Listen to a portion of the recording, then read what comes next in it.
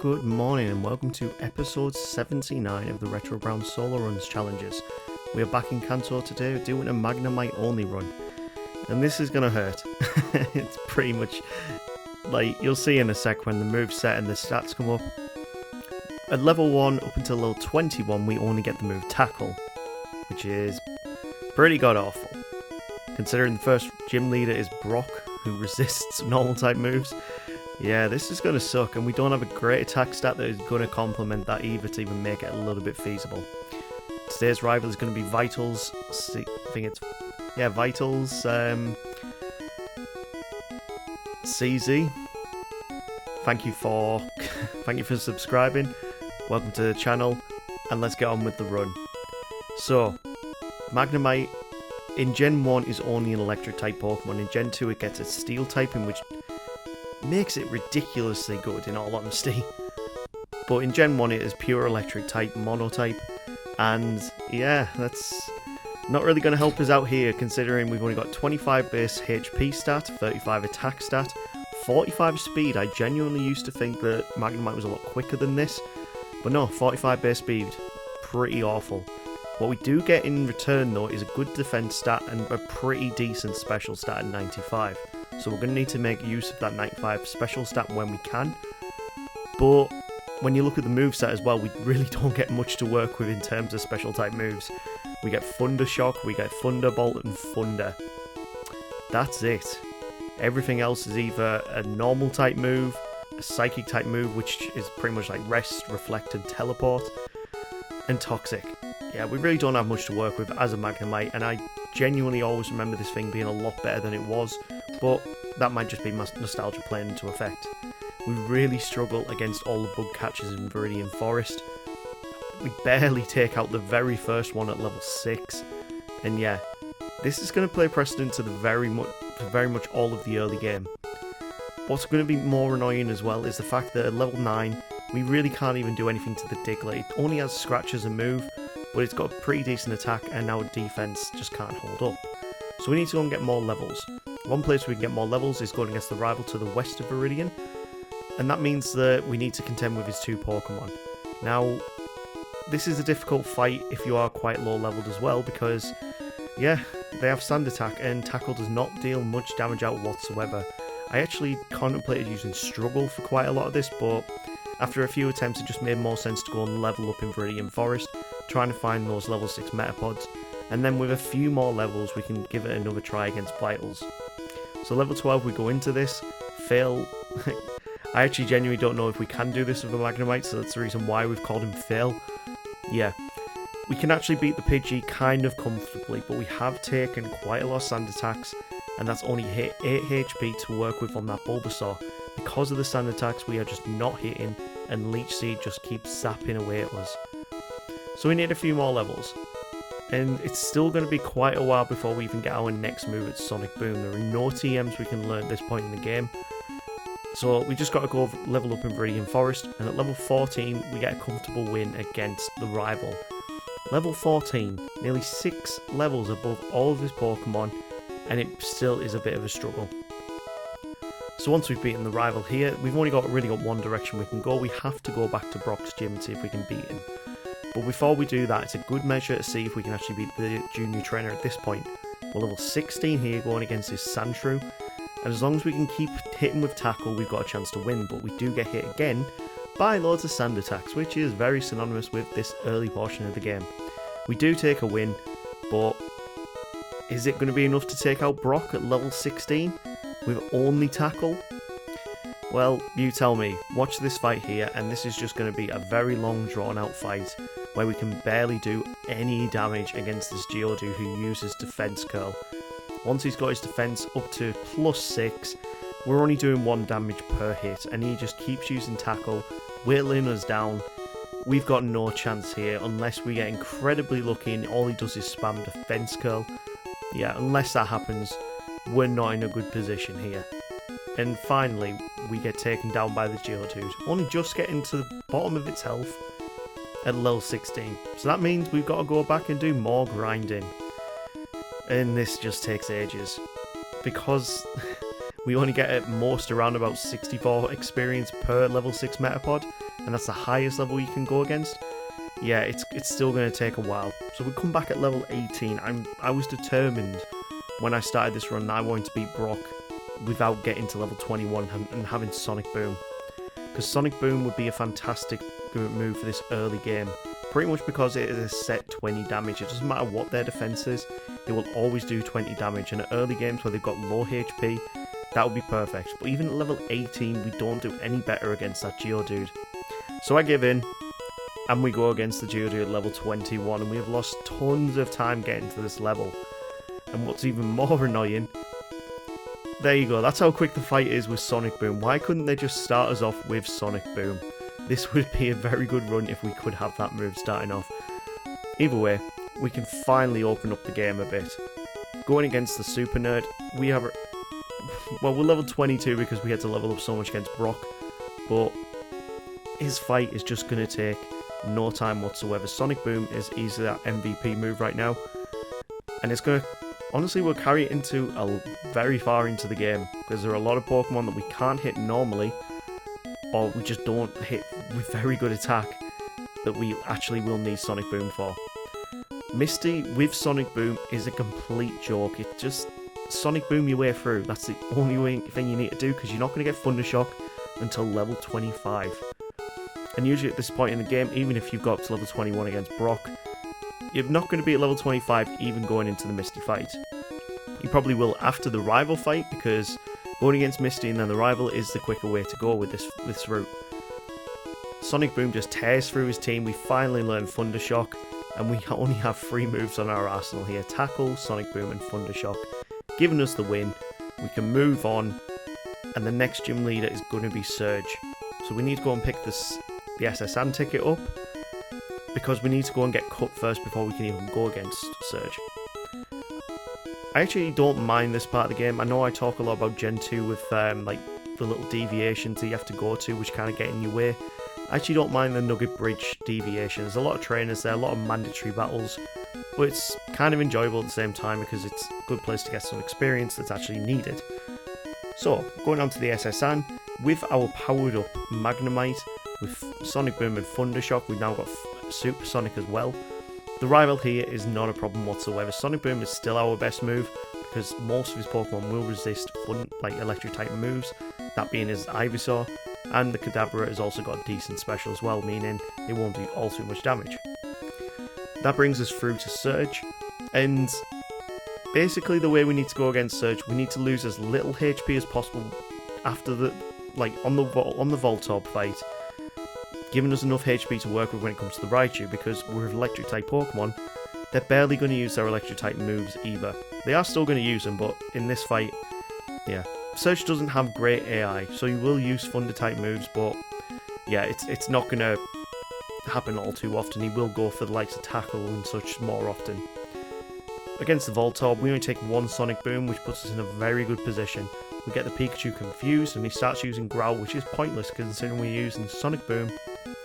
We need to get that Raichu confused, and once it's confused, hits itself confusion, we can start using Sonic Boom to take it down. And at level 30 we take the win. That is the 2nd time win, so yeah, Surge gets promoted again. That brings us on to Rock Tunnel with the next big problem in this run, the Exploding Hiker. 2 Geodudes and 1 Graveler. All of them will go down to Sonic Boom if you get enough of them in, but pretty much you need to be using Sonic Boom the entire time and hoping they don't use self-destruct, which they will spam if they get the chance. So this took us a couple of tries before we actually got this win, and at level 32 we had enough HP to work with, enough defense to work with, where we could tank like a self-destruct or 2 into the 2nd Geodude. Thankfully this time he doesn't use a self-destruct, but the final Graveler creates a massive problem. We get it confused, Sonic Boom it down, but it goes for self-destruct straight away, and our decent defense actually helps us out here, and we tank it with 2 HP. Very close fight, and I was really scared for that one because I was getting stuck and I didn't want to go back and level up any more than I had to. The rival in Lavender Tower is not a problem whatsoever. We have got Thunderbolt from Surge, and that means we've got a very powerful move on our arsenal that can just tear through his team. We've still kept Sonic Boom here because, you know what? it's pulling its weight, and there are a lot of Rock-type Pokemon coming up throughout the rest of this run where we're actually going to need it. So going into the Giovanni fight, we're at level 36 here. Sonic Boom is perfect to take out the Onix. It doesn't have great HP, goes down to a few. Rhyhorn, on the other hand, does have better HP, and it's going to take at least 5 to take it down. And all the while that's happening, yeah, we're on 5 HP going into the Kangaskhan, and it outspeeds. So we need to get to that Kangaskhan without losing all too much HP. Which is a tall order, really. So we have picked up Double Edge. It's a decent move to be using. Our attack stat isn't greatest, but we don't have much to work with, really. Double Edge has got 100 power, 100% accuracy, but the recoil is really annoying. We might use it, we might not, but at least it's there for the time being. Again, we get back to 3 HP against Giovanni, and we need more HP to work with going against that Kangaskhan. Can we do it on a third time at level 38? I did go back and beat a few more of the trainers, but yeah, we need to make sure that Onix stays confused, and a few Sonic Booms takes it down. Again, we need every Pokemon confused, but Supersonic is just not reliable. 55% accuracy, you just can't rely on it whatsoever. But thankfully, when we get a chance to use Thunderbolt on the Kangaskhan, it's a one-shot KO. That's all we needed, was a bit more HP to work with. Now let's see how we do against Erica, the Grass-type gym leader. She's got 3 Pokemon, Victory Bell, Tangela, and a Vileplume. In my opinion, the harder version of Erica than in Yellow version, where she's got a Gloom and a Weeping Bell. Like, I don't understand why they demoted her a bit in Yellow, in my opinion. It's kind of pointless. This is a much harder fight and much more enjoyable seeing these third stage evolution Pokemon so early into the game. When we have a good attempt against her, we lost the first time. Pretty much Thunderbolt is our best move. We have the stab bonus on it, and it's a 2-shot on the Tangela. When we get to the Vileplume, we've got a lot of HP to work with. We do get poisoned, but that also means we can't be paralysed. Thunderbolt is just going to pay dividends here, and we get the win quite comfortably, but we are quite a high level really for this point in the game. The amount of time we had to spend at Brock is really just adding on to the levels that we have right now. Level 39, we've only just beat the 4th gym leader. So you know what, instead of going over to Saffron City, we're going to go down to Fuchsia City. Because over there we can go against a lot of trainers in Koga's gym, and it's going to be a lot easier matchup for us to go and beat his gym. Thunderbolt just tears through his entire team, even the Weezing, and we could take a very, very easy win. But this means that we're kind of pigeonholing ourselves back into where we can go. We need to go back over to Saffron, we need to go and beat the rival in Silph. So, Thunderbolt's perfect move to use against Pidgeot. I can't believe that outspeeded us there. We can outspeed the Gyarados, but we're 10 levels above it. Growlithe goes down to another Thunderbolt, and you know what, this is actually becoming a very easy sweep, but what do I expect? I am level 49 right now, and yeah, I'm like nearly 10 levels more than most of his Pokemon. I should be winning that first time. Next up, we've got Giovanni again, and considering the amount of trouble he gave us last time, yeah, this is going to be another really difficult fight. So, the Nidorino, of course, it doesn't have the ground typing, meaning Thunderbolt is perfect. Kangaskhan as well goes down to a Thunderbolt. The big issue here is the Rhyhorn and the Nidoqueen, because they have the ground typing, meaning we cannot use Thunderbolt on them and we have to rely on Sonic Boom. So we are chipping away at them every single turn with a Sonic Boom. The Nidoqueen, we are going to confuse so it does chip damage to itself. I'm just going to go for the Hail Mary. Oh my word, 1 HP we hang on with. If it had gone for any other move but Scratch, we probably would have lost. That brings us to Sabrina, the 6th gym leader. And you know what, this is actually one of the easiest fights that we've had. We are level 50, but we just tear through a team with the Stab Thunderbolts. Usually, I've had a couple of comments over the past few months where people have wondered why I don't use the move Thunder or Blizzard very, very often. It's pretty much because they don't have great accuracy. If they don't have great accuracy, like if they are not 100% accurate, and they are like 95% accurate, you might as well consider it a 10% accurate move, because Pokemon being what it is, if it is not 100% accurate, there is a very high chance that you're not going to hit with that move. When it comes to Blaine, Again, it's an easy sweep through his entire gym. Thunderbolt is just tearing through everything that is thrown at us, and this little Magnum has now gone from being completely pathetic into a little bit of a beast right now. That's all going to come to an end when we come over to Giovanni, because there are 2 mandatory trainers in Giovanni's gym, and of course one of them has a level 43 Rhyhorn. We have to rely on Sonic Boom still up until the 8th gym to get past these rock type Pokemon. I never thought that I would keep Sonic Boom this long into this run, and even with all that, we still lose against it. So, remember what I was saying before? Yeah, we need to go and get some different moves. So we go and pick up Mimic, and with Mimic we actually get a chance to beat Giovanni. You might be wondering why. I've used this strategy on a few of my other runs. Pretty much when you have no moves to work with against Giovanni, the best thing you can do is to Mimic Dig from the Dugtrio. Now I haven't used it in this attempt here. Pretty much what I was trying to do with this attempt was just get as far as I could as possible, but Dugtrio outspeeds and Dig is super effective. Meaning we are going to have to use the rest Mimic strategy here. So we've kept Sonic Boom, because we needed to get past the Rhyhorn, of all things. And we're at level 54 here. We're, what, about 10 levels near enough above his team. And at level we're at 13 HP here. This is why we brought Rest, because then we can recover our HP. It's the only HP recovery move we can learn. And with that, we've got enough HP to go into the Dugtrio, where we can use Mimic. And it fails whenever it digs, meaning we need to make sure that... Basically, the way we're going to get through this is if we get lucky and he goes for a guard spec instead of going for dig first. Because that gives us a chance to dig, and then when we get locked into that dig cycle, we attack second, meaning that we will always hit them, but they will never hit us because of the way the turns work. So we need to get past this Rhyhorn first, and now we need to hope that he uses a guard spec. He goes for the guard spec, and we Mimic Dig, meaning this fight is ours. Dig does tons of damage on the Dugtrio, and as long as we can dig our way through the rest of this fight, we've got a good chance to win. We've got rest if our HP gets too low, but we're aiming just to get to the Rhydon. The worst thing the Rhydon can use is Stomp, because we will outspeed it. And even if we're at low HP, we can rest up and give ourselves more of a chance to win. So we are going to use Rest here to start off with. And he goes for a guard spec. He won't use Stomp here in this fight, and we're using Dig just to chip away at him. It's not a very powerful move, but I use Sonic Boom to finish off, and we've beaten all 8 gyms with just a Magnemite.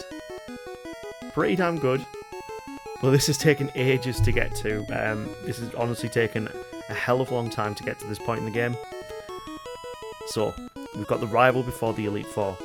His Pidgeot goes down to a Thunderbolt, which is fair. I expected that. Next up is his Rhyhorn. We are going to go for Sonic Boom and Rest in case he chips us down too much. We're actually hoping that he uses Tail Whip on us, because that'll induce the Badge Boost glitch. And the rule on my channel is I won't use it myself, but if they start using stat adjusting moves, fair game, because I have no control over the Badge Boost glitch at that point. Thunderbolt then just tears through his team, even tears through the Alakazam, who does alright damage on us. He goes for a potion of all things.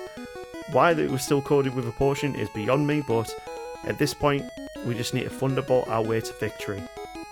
It's going to take about 4 Thunderbolts to do this, and he goes for a Growth, giving us the opportunity to take a win. That's a first time win.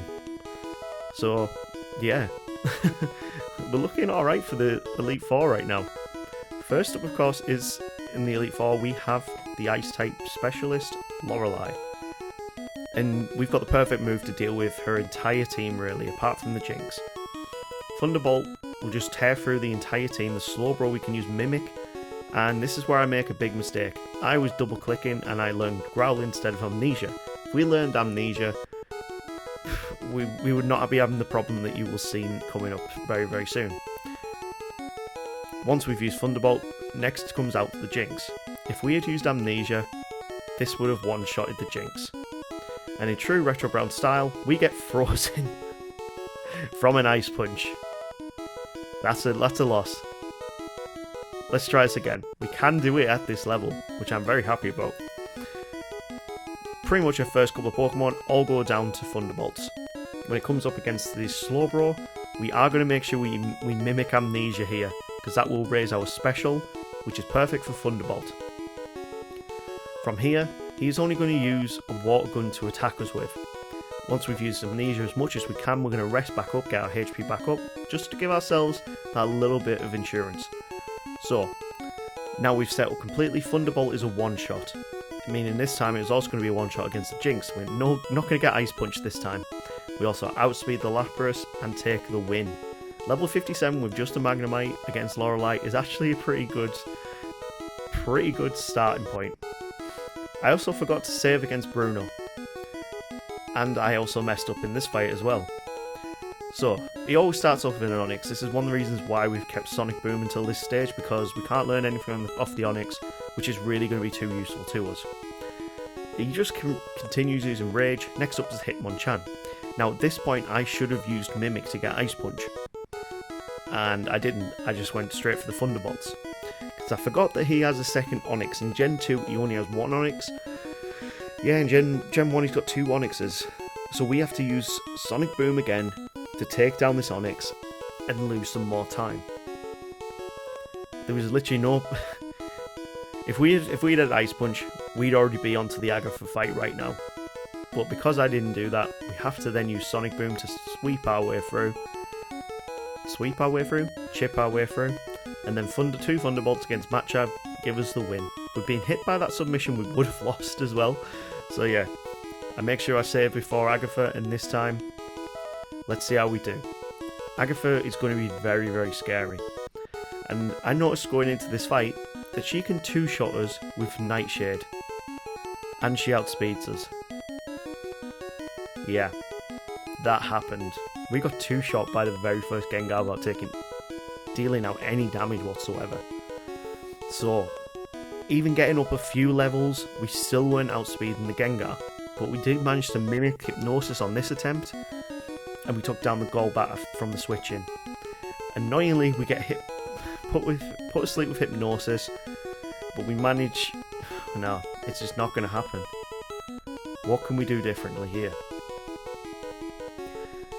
We went up a few more levels, pretty much. We used the last of our rare candies. We had one more left over after this, and we get a bit of luck on our side. Agatha uses all of her moves extremely randomly, meaning that there's no guarantee that she will use a certain move. She will just completely use any of her four moves randomly on all of her Pokemon. Meaning, if the luck works in our favour, we can get through this fight, but we need to make sure we stay awake. We need to use Rest if our HP gets too low, because when it comes to that final Gengar, who has Nightshade at level 60, yeah, we need to make sure... we lose to the Arbok. How many tries is this now?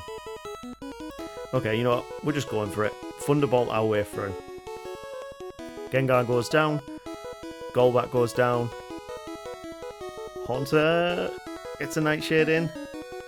And it doesn't go down, but it goes for a Super Potion, meaning we've got 3 Pokemon down. And the brute force method has worked so far in this attempt. Arbok, we rest up, and it starts using Acid against us. Thankfully, no defense drops here, and now we use Mimic to get Nightshade. Because of our high level, this actually might work in our favour, but you know what? It's not really working. She then switches into Arbok, where we get a one-hit KO, and then uses Confuse Ray. We hit ourselves Confusion, and then she goes for a Toxic of all things, giving us the chance to win. That was very, very close, and that could have gone any number of ways. This is why Agatha is nicknamed a lottery in a lot of Solo Run videos in Gen 1. It's annoying, but this is what we have to do. Let's have a chat about Lance. Lance starts off with Gyarados, which we have this 4 times effectiveness against, and then he has 2 Dragonairs, a Dragonite, and an Aerodactyl. Our defense is actually really helping us out here, which is really annoying because this Dragonair has got infinite PP, will spam Dragon Rage, will spam Hyper Beam, and as soon as it gets 1 critical hit, that's the fight over. We need this to work in our favour. Ideally, what we actually need to do is mimic Agility, because I am going to utilise the Badge Boost glitch here, because it's going to increase our defense, which is what we actually need from this. I'm not bothered about the special increase, it's just the speed and the defense increase that I really wanted from this. Thankfully, with Hyper Beam, it has a recharge turn, and we are taking less and less damage from pretty much every time it gets hit because of agility. When we finally wake back up, Hyper Beam is not doing very much damage, and we're finally at a position where we can start using Thunderbolt to take down the Dragonair. That's only the second Pokemon in. His second Dragonair goes straight for agility, but we get 2 Thunderbolts in, perfect scenario, and that brings into the Aerodactyl, who goes down to 1 Thunderbolt. That just leaves the Dragonite. Now, I'm going to go straight for Thunderbolt, it does half HP, Hyper Beam does massive damage, and we tank it with 14 to take the win. Very close. Pretty much like every fight in the Elite Four for us here. But that just leaves one trainer left, and that is Vital CZ. You've given me a tough time over this entire video, buddy. Let's see how you do in this final fight. We use our last rare candy to go in at this at level 70, meaning that our XP management has been working into effect here. We won't level up during this fight until maybe the late stages. We want to mimic Psychic off the Alakazam because that's super effective against the Venusaur. As long as we take down that Alakazam, we can rest up. And the Rhydon's not going to do all too much. I mean, Fury Attack's doing a decent amount of damage there, but a couple of Psychics will be more than enough to take this down. That then brings us on to the Gyarados, who we outspeed, and Thunderbolt takes it down. That brings it to Arcanine, and as long as it doesn't use an attacking move, which it does, and we tank with 5 HP, can we outspeed? We do, and we're back full HP, but we're taking a lot of damage from this Venusaur. And it's gone for Solar Beam, which we tank on 19 HP. You know what? I'm just going for it. He goes for another Solar Beam, and yeah, we take the win at level 71. Every single fight was so close there. And that just brings us to, what did we actually finish on for our time? We know we finished at level 71. I want to know how fast we did, well, how slow we did that really, because this was not a quick run. There's a lot of hours of work. Level 71 at a time of 7 hours and 11 in-game minutes. That is pretty awful, but I think I kind of expected that with this base stat total and our moveset that we had to work with. So, you know what? It's a D tier. It's a pretty bad Pokemon in Gen 1. In Gen 2, I imagine it is fantastic because of that steel typing, but yeah, in Gen 1, Magnemite sucks. That brings us to the wheel. We're halfway through this now. Halfway through the entire Gen 1 Pokédex of solo runs. First up on the next wheel is Nidoking.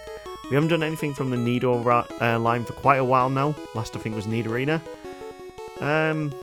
Next up is, well, it's already came up, is Vaporeon. Okay, so third up is... oh, and the next one up is Kabuto. So, you know what? You know, I think I'm going to go with Vaporeon for this. Vaporeon, we haven't done any of the evolutions yet. So it might be worth time to do that. If you got to this point, subscribe, like, share, you legends. And we will see you next time with Vaporeon only run. Take care.